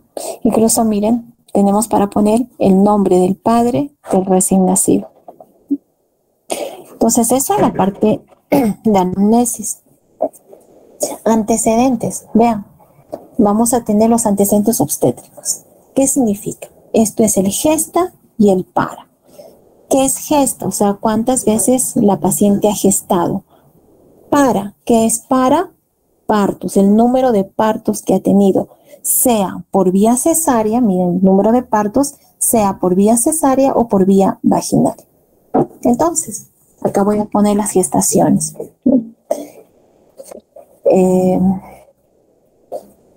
Puede haber dado parto o esa gestación pudo haber terminado en aborto. Igual es una gestación, ¿no? No ha terminado en parto, pero sí ha terminado en aborto. Entonces, vean, aborto está en amarillo. ¿Qué significa amarillo? Alerta, ¿no? Entonces, eso significa alerta. Por lo tanto, tengo que estar alerta si ha tenido abortos. ¿Por qué es un factor de riesgo el aborto? Y esto espero que se acuerden hasta el final. ¿Por qué? Porque el aborto, el momento de, especialmente si ese aborto ha terminado en degrado uterino, por eso en la historia hay que poner, ¿no? Ha tenido abortos, pero es muy diferente que haya tenido un aborto, pero el aborto ha sido un aborto espontáneo, terminó expulsando todo ese endometrio a estado delgado y no ha sido necesario hacer un legrado. Es muy diferente a aquel que sí ha entrado en legrado o ha sido un aborto provocado, porque han tenido que hacer han tenido que raspar. Y el hecho de raspar, de limpiar todo el endometrio, ¿qué me genera? Me genera cicatrices. Y por lo tanto, esa cicatriz, ¿en qué se va a convertir luego? En la posibilidad de que cuando crezca la placenta, cuando se forme la placenta, se va a adherir la placenta a esa cicatriz, ¿no? Como se va a adherir, como una adherencia, se va a adherir y no va a, normalmente la placenta, ¿no? Tiene que subir hacia el fondo. O sea, al inicio está hacia abajo, pero luego migra, ¿no? Y se va hacia el fondo uterino. Pero ¿qué va a pasar si esa placenta está abajo? Se convierte en una placenta previa. Ahora vamos a hacer un dibujo acá. Entonces, va a ser un riesgo si, por ejemplo, este es el útero, ¿no? Este es el endometrio. Entonces, si yo entro con una legra, ¿no? Y empiezo a raspar todo esto, ¿qué me va a dejar? Cicatrices. De modo que cuando se produzca la gestación, sobre todo si es acá en la parte de abajo, la placenta luego que se va a adherir acá, ¿no? Se va a quedar acá. Y normalmente la placenta está acá, pero luego sube hacia el fondo y se queda aquí la placenta, ¿no? Y el bebito está abajo. Pero ¿qué pasa si es que esa placenta se queda acá? Se llama placenta previa. ¿Por qué? Porque el bebito está encima. Acá está el bebé y aquí está la placenta. Entonces esta placenta, ¿qué va a pasar? Cada vez que haya contracción va a sangrar. Este bebito va a poder nacer por vía vaginal, imposible, va a ser cesárea. Entonces por eso el aborto es un factor de riesgo. Pero más que el aborto, ¿cuál es el principal factor de riesgo? Donde sí requiere un seguimiento continuo es la cesárea. Por eso vean acá, jóvenes, la cesárea está en color rojo. ¿Por qué? Porque cuando hacemos la cesárea nosotros hacemos un corte acá, en el segmento inferior. Se hace un corte acá y hay una mayor posibilidad con esto de que genere placenta previa, incluso acretismo placentario. ¿Qué es el acretismo placentario? Es una placenta previa que después ha penetrado tanto que no solamente ha entrado en la mucosa, o sea, se ha quedado en la mucosa, en el endometrio, sino ha pasado el miometrio, incluso puede llegar a sobrepasar el miometrio, ¿no? Y pegarse a la vejiga o a los intestinos, bueno, más a la vejiga que está acá adelante, ¿no? Y esto es una causa de muerte materna o de histerectomía, va a terminar en histerectomía. Entonces, por eso la cesárea, vean, está en rojo. Por eso la cesárea está en rojo. Entonces, Ven acá. Entonces, el aborto es, ¿qué hemos dicho? Signo de alerta. La cesárea sí es un signo de seguimiento continuo, ¿no? La cesárea, por eso. Entonces, acá vean, ponemos el número de gestaciones, acá ponemos el número de abortos, partos. Entonces, partos pueden ser vaginales o los que han terminado por cesárea. Y hay que poner cuántos, ¿no? ¿Cuántos partos vaginales, cuántas cesáreas? De estos partos vaginales, ¿cuántos han nacido vivos o han nacido muertos? A eso le vamos a llamar óbito fetal. ¿Ya? Óbito fetal. Uy. Y de los nacidos vivos, ¿cuántos viven actualmente? ¿Cuántos han muerto en la primera semana o después de la primera semana? También es un signo de alerta, ¿no? Sobre todo para el pediatra, ¿no? Para nosotros también, porque tenemos que averiguar por qué ha muerto ese bebito. ¿Ha tenido alguna malformación congénita, o ha sido por el mismo parto, o ha presentado un sufrimiento fetal? Entonces tenemos que averiguar el por qué ese bebito ha muerto, ¿no? Porque de pronto ha sido un parto vaginal, ¿no? Pero ese parto vaginal ha tenido tanto traumatismo que ese bebito ha hecho sufrimiento fetal. Entonces, ¿pero por qué? Hay que averiguar el por qué ha hecho sufrimiento fetal. De pronto haya sido una macrosomía fetal, un feto muy grande. Entonces, para que no pase eso en la gestación actual, ¿no? De repente va a tener que terminar en una cesárea programada. Entonces, el por qué es importante, por qué ha muerto ese niño, tenemos que averiguar, ¿no? Entonces está...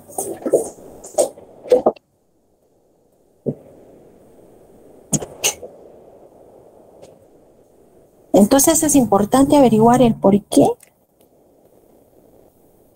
ha muerto ese bebito, ¿no? Nos va a ayudar mucho para este siguiente embarazo, ¿no?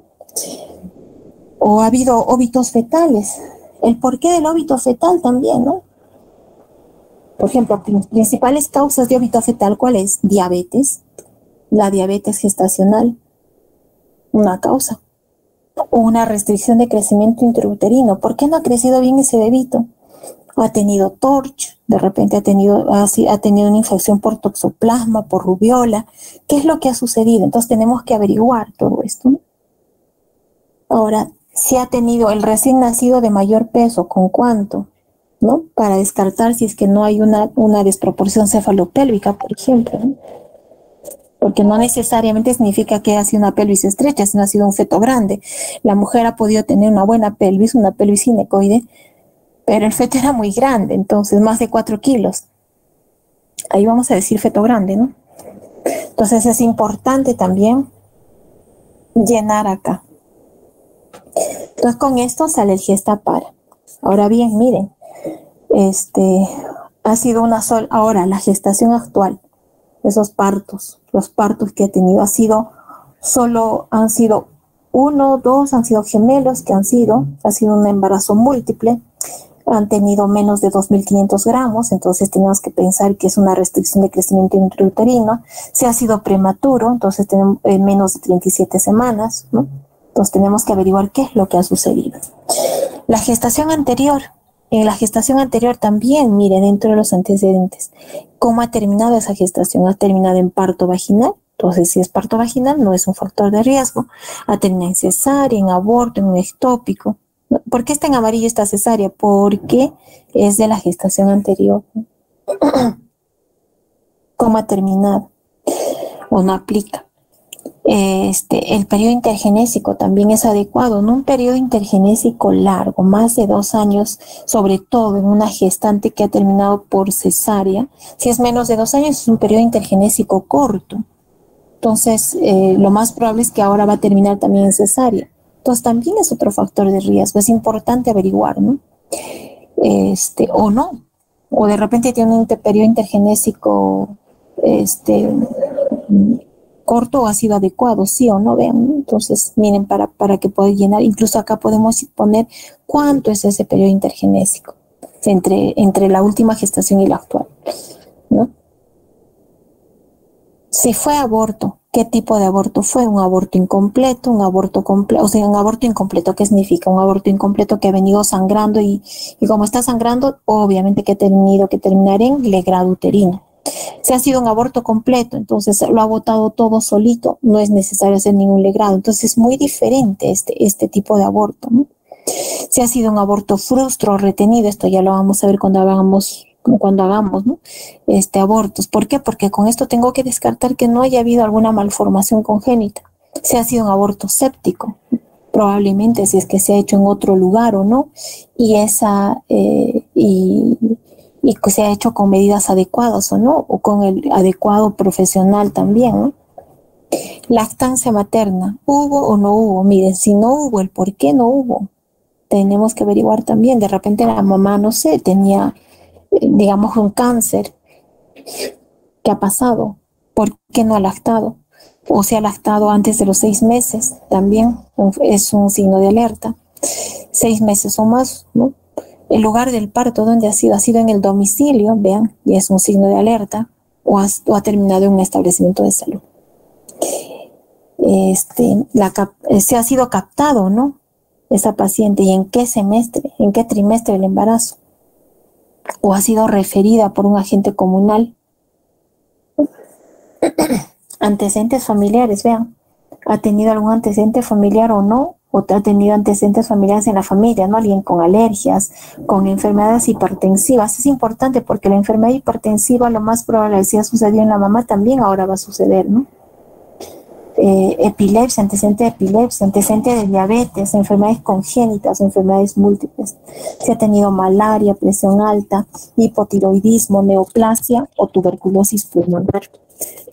Dentro de los antecedentes personales, igual, ¿no? Si tiene o no algún factor de riesgo, ¿no? Si ha habido antecedente de aborto, y cómo ha sido ese aborto. ¿Ha sido un aborto habitual?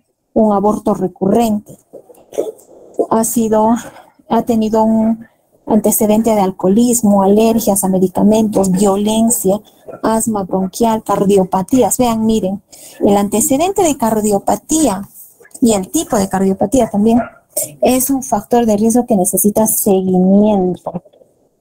Está en rojo, vean, o ha tenido una cirugía pélvica uterina, no necesariamente cesárea, ¿no?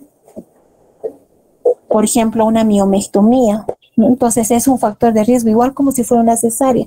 Entonces, si por ejemplo, ha tenido una miomectomía, se ha operado, ahora depende también de dónde se ha operado esos miomas, ¿no? De en qué parte han estado. Si ha estado cerca al segmento, en la cara anterior, en la cara posterior. Eso también nos va a ayudar para definir el tipo de factor de riesgo, ¿no? El tipo de factor de riesgo. Porque, y cuando se ha operado, si esa miomectomía, digamos, ha sido hace 6 meses y se embaraza después de 6 meses, tiene un alto riesgo, mucho mayor todavía, de producirse luego una ruptura uterina. Acuérdense que es un útero que tiene una cicatriz, entonces puede terminar en ruptura uterina, pues sí, ¿no? ¿Qué más? La diabetes, el antecedente de diabetes. Vean que no es igual que la cardiopatía, ¿no? Que esta diabetes puede que esté controlado o no. En cambio, una cardiopatía, sobre todo esas cardiopatías congénitas, las de Ehlers-Danlos, por ejemplo, hay cardiopatías que están contraindicadas en la gestación, ¿no? Eclampsia, que es muy diferente, por ejemplo, de la preeclampsia, porque en la eclampsia ya esta paciente ha convulsionado, ¿no? Y esto es un factor de riesgo porque hay una mayor posibilidad de que ahora también vaya a ser una eclampsia con una alta mortalidad materna. Las enfermedades congénitas, las enfermedades infecciosas, la epilepsia.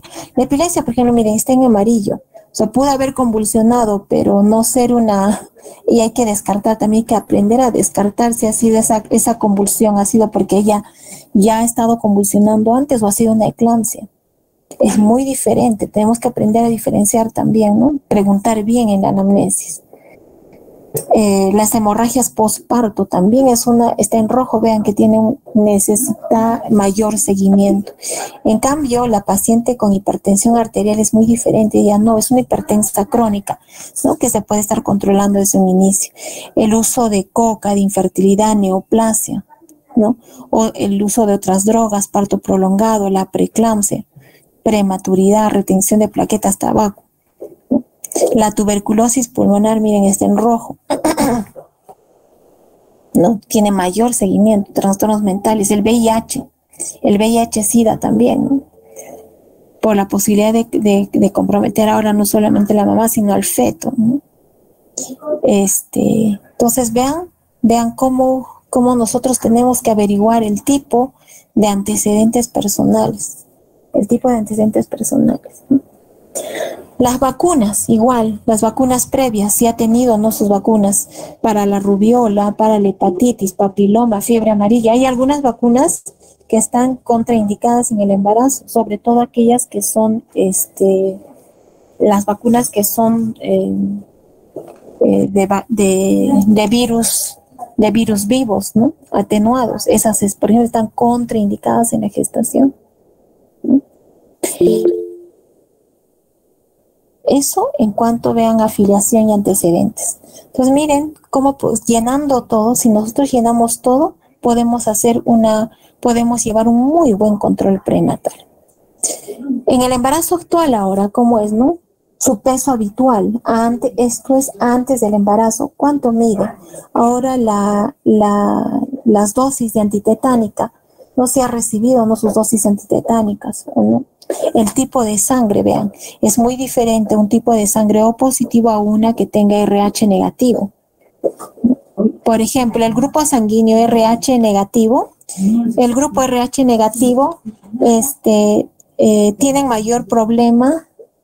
tienen mayor problema, por ejemplo, el RH negativo en incompatibilidad de grupo sanguíneo para el feto y más para el feto, ¿no? Entonces tenemos que averiguar bien el tipo de sangre, ¿no? Sobre todo para el feto, ¿no? Porque hay una alta posibilidad de que ese recién nacido después vaya a morir, vaya a tener hidrosfetal, va a tener hidrosfetal, entonces van a hacer con una serie de complicaciones. Entonces averiguar el tipo de sangre, ¿para qué? Para poder inmunizar a la paciente, ¿no? Y sobre todo averiguar si es que también el papá es RH positivo, ¿no? Si es RH negativa la mamá y el papá RH positivo, pues va a ser ese problema, pero si ambos son negativos, entonces no va a haber ningún problema, ¿no? Pero miren, es un gran factor de riesgo que tenemos que identificar, ¿no? A nivel prenatal. Ahora, si la mamá fuma o no, cuántos cigarrillos por día, si usa drogas o no, ¿no? Eso en cuanto a antecedentes. Ahora, en el embarazo actual, vean, ¿qué más tenemos que poner? La fecha de última regla, ¿no? La fecha de última regla. Y acá lo que tenemos que poner es cuándo inició la fecha de última regla, no cuándo terminó. Aquí tenemos que preguntar bien, ¿no? Porque generalmente cuando les decimos ¿cuándo ha sido tu fecha de última regla? Las mujeres todas nos dicen el último día que menstruó. Y no, la idea de poner acá es el inicio del ciclo menstrual. O sea, ¿cuándo empezó la fecha de última regla? Ser más precisos en eso, ¿no? Y si tiene dudas o no. Porque si tiene dudas, vean, es un signo de alerta, ¿no? Es un signo de alerta. ¿Por qué? Porque va a depender del dato que la mamá nos dé para poder saber si realmente, ¿no? Para poder saber si realmente ese bebito tiene la edad gestacional que le corresponde o no, o es prematuro, o es o de repente, o está bien. Entonces, nos va a llevar a dudas, ¿no? O es un embarazo prolongado, o es un prematuro, o es normal, entonces, o está adecuado, ¿no? Entonces, es importante averiguar la fecha última regla. Pero como felizmente en todo hay solución, si la mamá no sabe su fecha última regla, para eso nos va a ayudar la ecografía. Pero no todas las ecografías, nos va a ayudar la ecografía del primer trimestre. Vamos a tener entonces, durante el control prenatal, mínimo, ¿no? Se le tiene que hacer 3 ecografías. Una en el primer trimestre, ¿no? Ya vamos a ver después por qué. En el primer trimestre, lo que tenemos que sacar es la ecografía. ¿Para qué? Para saber la edad gestacional. viendo el embrión, ¿no? Viendo el embrión. No interesa ver tanto el saco gestacional, sino el embrión con latido. Entonces ahí le voy a sacar una medida del embrión y con eso me va a dar por la ecografía una edad gestacional. Entonces esa es más precisa si es que la mamá no se acuerda su fecha última regla, que va a ser muy diferente si yo tomo en el segundo o en el tercer trimestre, ¿no? ¿Por qué? Porque ese bebito no va a ser igual, pues, ¿no? Pueda que sea un feto o la mamá sea grande y el bebito o el embrión sea muy grande, pero que no corresponde a la edad gestacional, ¿no? No, porque es como cuando vas al colegio, ¿no? Tienes varios niños y no todos los niños pesan igual, no todos los niños tallan igual, pero todos sí tienen 7 años. Pueden haber niños más gorditos, otros más flaquitos, y no porque este tiene 10 kilos más, no, este tiene que tener 11 años. Y este niño porque tiene menos peso, tiene 7 años, ¿no? Pero no, pues eso depende del crecimiento, cómo ha crecido, depende de cómo es ese flujo sanguíneo. Por eso es que cuando les hablaba hace un rato del flujo sanguíneo es importante, porque va a depender de ese flujo sanguíneo, cómo llega al bebito para que él pueda crecer o no adecuadamente. Entonces, antes de que eso suceda, ¿no? En el primer trimestre yo tengo que sacar una ecografía para asegurarme de que realmente ese bebito tiene esa edad gestacional. Entonces, con esto la idea es ecografía de primer trimestre nos ayuda para saber la edad gestacional. También nos ayuda ¿para qué? Para saber cuántos fetos hay. Puede que sea un embarazo múltiple, ¿no? O también me puede ayudar para saber si es embarazo eutópico, o sea, que significa que el embarazo está dentro del útero, o es un embarazo ectópico que está fuera. Para eso me ayuda la ecografía del primer trimestre. En cambio, la ecografía del segundo trimestre es una ecografía que me va a ayudar para ver si hay alguna anomalía congénita que si recordemos cuando hablamos de desarrollo cómo es la organogénesis, ¿no? Si se están formando adecuadamente los tejidos, si hay alguna alteración o no. Y la ecografía del tercer trimestre me ayuda para saber peso gestacional, cómo está pesando ese bebito, ¿no? ¿Bien? Entonces, cada ecografía pero va a ser muy diferente que venga la mamá y me diga, no me acuerdo cuándo ha sido mi fecha última regla, y le voy a hacer una ecografía y ya está con una gestación bastante avanzada. Entonces, no me va a ayudar. Van a haber algunos signos clínicos que me podrían ayudar, como por ejemplo medir el cerebelo, ¿no? Pero no va a ser pues tan exacta como si yo como si yo hago una ecografía en el primer trimestre, ¿bien? Entonces, si la mamá no se acuerda, muy bien, lo importante es la ecografía, pero ¿de quién? La ecografía del primer trimestre.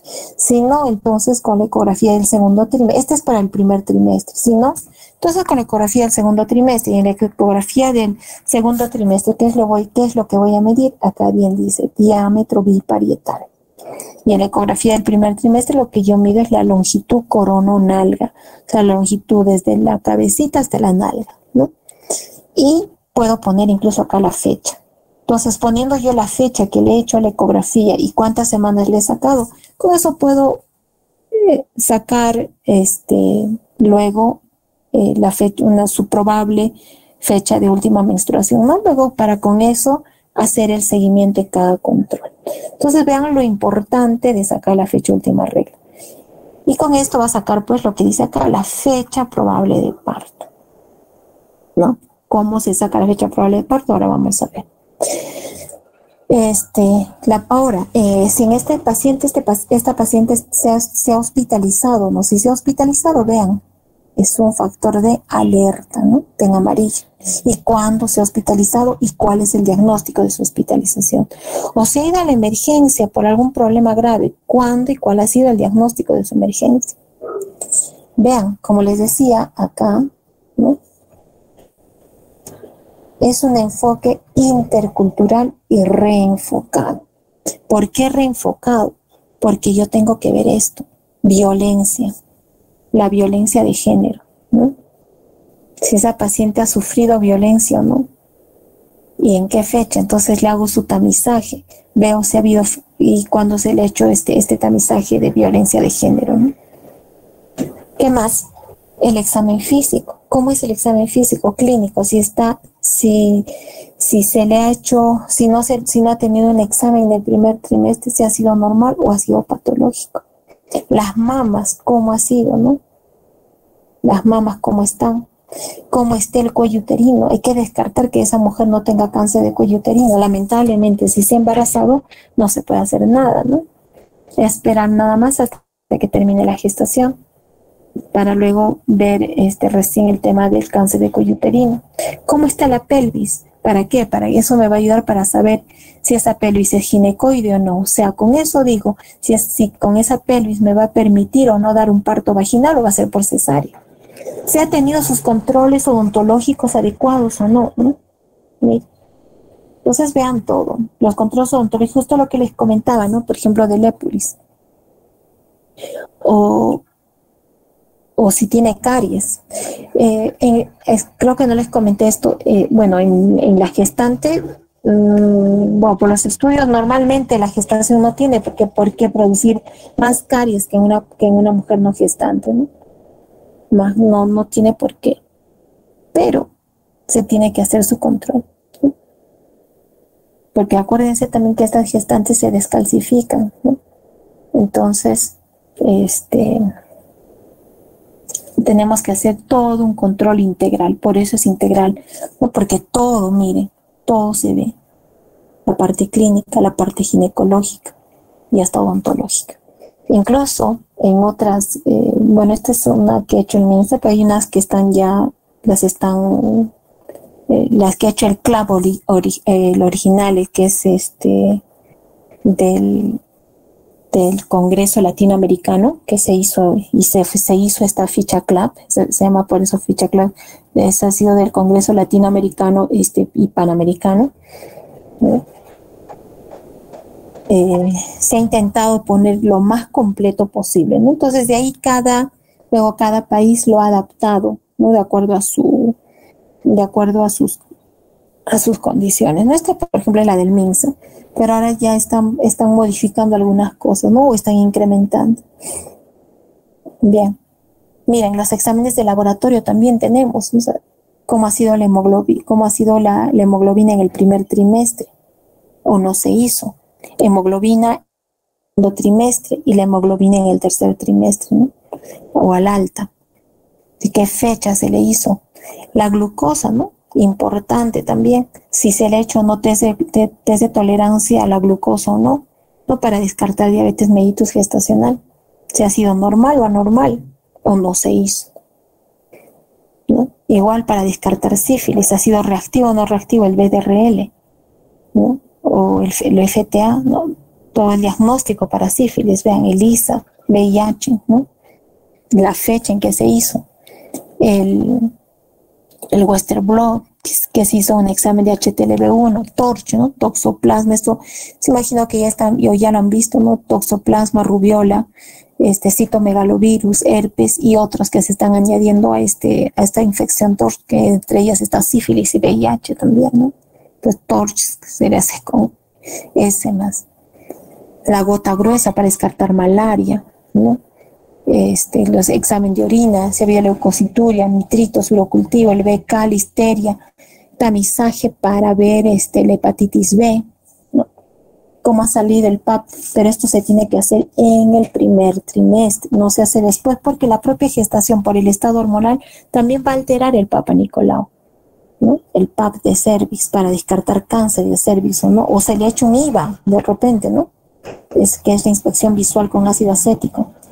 Se le ha hecho colposcopía o no, y qué fecha, y cuál ha sido el resultado de todo esto, ¿no? Entonces, vean, miren cómo es una ficha, como les comentaba, ha sido con un enfoque intercultural y reenfocado, precoz, ¿por qué? Porque se tiene que captar desde el primer trimestre, periódico, porque se tiene que hacer cada cierto tiempo, se tiene que hacer sus controles prenatales, integral, ¿no? Se le ve en forma integral a la gestante, no solamente desde la parte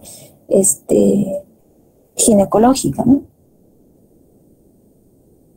Entonces miren, y esta es la segunda, por la parte de atrás, la segunda parte del examen, ¿no? En donde también aparte se tiene que, bueno, esta es de otra ficha, donde se tiene que hacer en cada control prenatal, vean, en cada control, cada vez que va a venir, se le va a hacer el examen, donde se va a pedir, no, acá salió mal, se hace un examen del peso, cómo está el peso, cómo está la altura uterina, cómo está la frecuencia cardíaca fetal, cómo está, en qué posición está este feto, si está en longitudinal cefálico izquierdo, derecho, podálico, está en transverso, ¿no? ¿Cuál es la frecuencia cardíaca de la mamá? La frecuencia cardíaca fetal, cuánto de peso ha ganado cada vez, ¿no? Entonces ya y en cada uno se pone el personal que ha hecho y en qué establecimiento de salud, ¿no? Para cada control prenatal, y acá se pone la fecha que está viniendo la gestante, ¿no? Entonces vean los controles que tiene que hacerse, ¿no? Los controles en cada visita que se le haga, ¿no? Entonces, vean que realmente es una ficha completa donde se llena básicamente todo, e incluso tenemos acá, tenemos la ficha, ¿no? De cómo está creciendo la altura uterina en esa mamá, si está de acuerdo o no al percentil, está ganando o no, o está yéndose más allá del peso que se espera, ¿no? En cada control prenatal. Entonces, este es el CLAP, que lo ideal sería que el personal de salud, principalmente los médicos, seamos quienes llenemos todo. Lamentablemente, médicos, sobre todo médicos generales, no llenan todo, o damos esta función a las obstetras, ¿no? A las obstetrices que están trabajando en el centro de salud, y nosotros no lo hacemos. No, déjale ahí. Tenemos cierta desidia, no sé qué es lo que pasa con los médicos, que en realidad nosotros deberíamos liderar haciendo correctamente las cosas, ¿no? Para llevar un adecuado control prenatal, ¿no? Entonces, ¿qué va a ser un factor de riesgo? El factor de riesgo obstétrico es la posibilidad de aparición o incremento de complicaciones en el embarazo, en el parto o en el puerperio, que puedan ocasionar una mortalidad materna infantil, o lo que es peor, secuelas transitorias o permanentes en el feto, en la madre o en el recién nacido. Entonces la idea con toda esta ficha, miren, por ejemplo, esta ficha es la ficha CLAP de Chile, es esta, ¿no? Miren, es cuestión de formas, ¿no? Como por ejemplo ellos hacen de acuerdo a lo que hace el CLAP, ¿no? de la OPS, ¿no? Este es el CLAP. Pero miren, ellos lo han adecuado también a su realidad, ¿no? Entonces, en la misma ficha, miren, acá ponen igual los mismos datos, fecha de nacimiento, etnia, incluso le ponen blanco, indígena, mestiza, negro. Si es alfabeto o no, si tiene algún estudio, ¿no? Entonces, es lo mismo, solo que lo han adaptado para su realidad, ¿no? Cada país. Mira, acá han puesto si fuma, alcohol, violencia o no, sus vacunas, ¿no? Miren, TOC, VIH, sífilis. E incluso miren acá, lo interesante es acá si se le ha indicado el consumo de hierro, folatos, ¿no? O no, sí o no. ¿Cuánto es hemoglobina después de las 20 semanas, antes de las 20 semanas? ¿No? Si tiene el diagnóstico de toxoplasmosis o no, grupo sanguíneo igual, ¿no? Entonces vean cómo hacen sus consultas en cada control, es diferente acá la fecha, el año, la edad gestacional para esa época, cuánto tiene, cuánto es el peso materno, la presión arterial, cuánto es la altura uterina. Con eso vamos también viendo si ese bebito está creciendo adecuadamente o no, en qué presentación está, si está en cefálico, podálico, está en transverso, ¿no? Cómo es la frecuencia cardíaca fetal, si hay movimientos fetales o no, si hay proteinuria o no, ¿no? Si esa gestación luego incluso si termina en parto o en aborto. Entonces, incluso acá le aumentan si se han utilizado, si ha habido desgarros en el parto, si se ha usado citóxicos o no, si la placenta salió completa o se ha tenido una retención placentaria, ¿no? E incluso miren acá ponen el recién nacido, el actual, ¿no? Cómo ha nacido, si ha sido sexo masculino o femenino, su peso al nacer, cuánto ha sido su perímetro cefálico, perímetro torácico, o sea, le ponen toda la longitud, con cuánto de edad gestacional según Capurro. Entonces vean, miren cómo cada quien, cada país de acuerdo a la ficha clave original, lo han adaptado para su realidad, ¿no? Entonces, el control prenatal por jóvenes es importante que se haga, ¿no? De acuerdo para identificar los principales factores de riesgo y para evitar después las complicaciones materno-fetales, ¿no? Sobre todo la muerte materna, porque es una tragedia una muerte materna, ¿no? Es una tragedia y eso se entiende. Muy bien, jóvenes, entonces nos quedamos acá. Nos vemos el día lunes.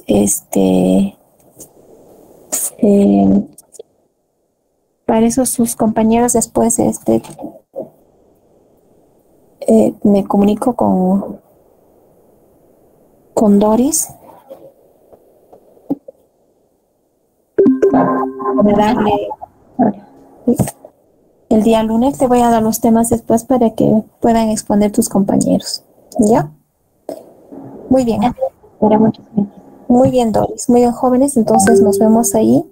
Y nos vemos el día lunes para continuar con la clase.